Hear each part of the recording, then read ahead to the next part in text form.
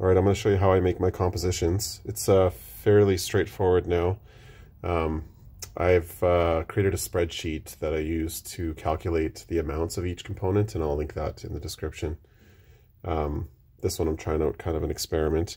So I've pre-milled all my ingredients individually. So this is the potassium. I do that just so that the actual milling of it all together is, I guess, more consistent. So basically we just measure out each ingredient.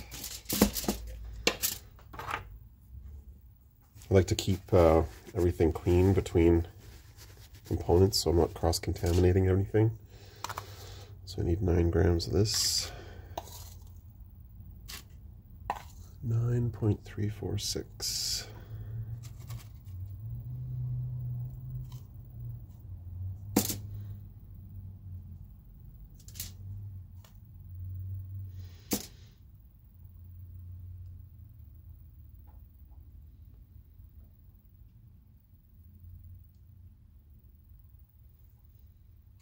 I try to be precise.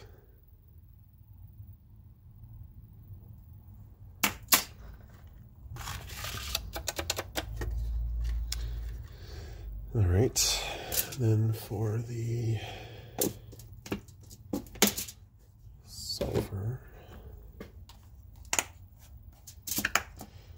the sulfur is, I just buy it on Amazon, it's little pellets, and so yeah, again, I've pre-milled this, but this was nasty. It sticks to everything, it's super staticky, it flies around, so not the funnest one to make.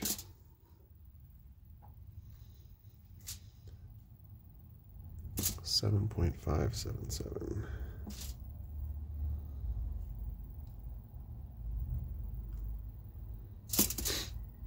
It's a paintbrush bristle.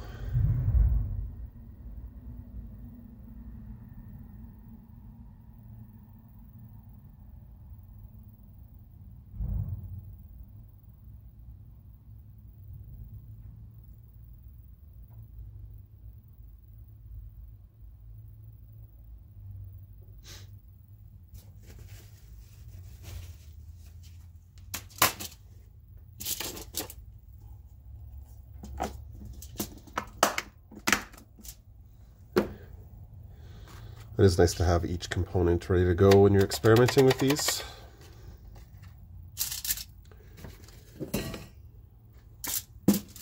This is charcoal. It's just pine charcoal. You can look up how to make it. You just put some pine in a tin can, throw it in the fire so that it's sealed. It comes out as charcoal, and again, I just ball mill it and get a nice, very fine powder. I think they call this, some of this air float. You can see it kind of float up on its own. 2.434.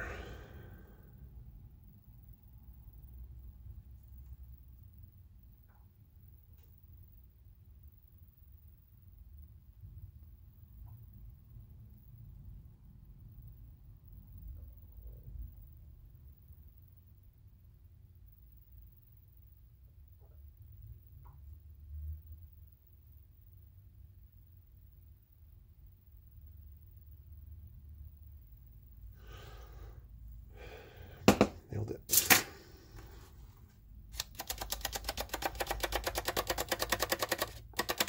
Originally when I started doing this, and maybe you, if you're going to do it, you might do it the same way, but the other way to do it is with a mortar and pestle, which is just a ton of manual labor. So this is a lot easier. I can just kind of throw it in there and leave it overnight and come back to it. I have been kind of screening it off of the media occasionally because it does cake up in these containers, so I'll show that later. But after it's all been mixed in there, I dump everything in here and screen it out to get it off the media. And you can do that kind of every hour, I don't exactly know what the best timeline is for that, but I've been experimenting with that a little bit. It does seem like if you don't mill it enough in here, there's a tendency for the dross ball to fall off of the sparkler. It's almost like it's too powdery and it doesn't stick, so you'll have the lots where the ball just kind of falls off. So when that happens, I just throw it back in the mill and let it mill longer. I don't think there's an upper limit for how long you can do it for. There's definitely a lower limit that you need to get past for it to work properly, but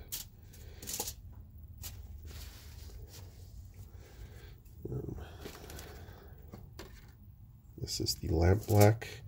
Got a ton of it now. I've been making it with, right now I'm actually using tiki torch fuel. I don't know if it really matters with the lamp black what you make it out of. I've used cooking oil and tiki torch fuel. It's just a bottle that I've had kicking around the garage for 12 or 15 years, so I'm trying to get rid of it. But it seems to work really good, at least. I actually just got new sulfur and this tiki torch lamp black versus the canola oil stuff that I was using before, and I was concerned that might make a difference, but my Senko seemed to be working just fine. So this one I need 0.643.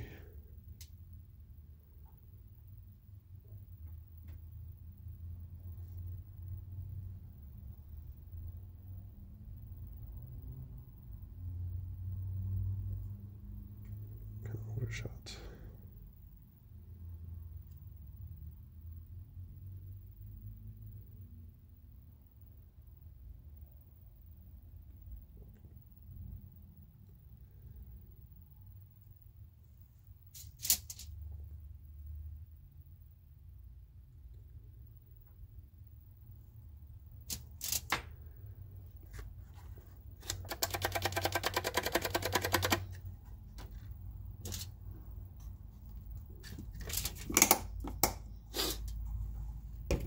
All right, and then the media, these are brass.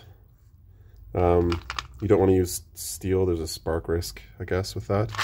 But these, I just got them on eBay, I think.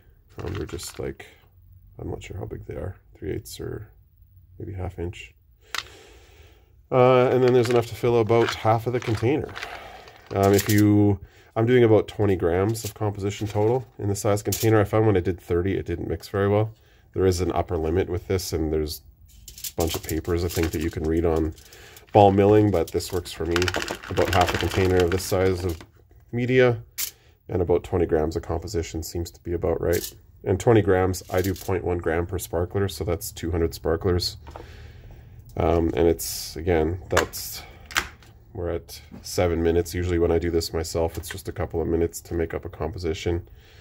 And then it goes into the rock polisher, the rock tumbler, and it just spins. So low effort, and you can make a lot of it. It's not really an issue. Just like that. I find these dollar store containers leak, so I started putting rubber bands on them, and I don't have any problems with them leaking. They got a silicone sealer on the outside, so, and they fit perfectly in here.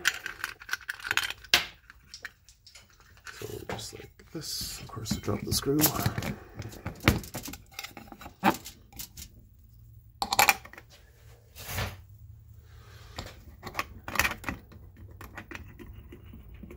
There, and we'll go toss this on the rock polisher.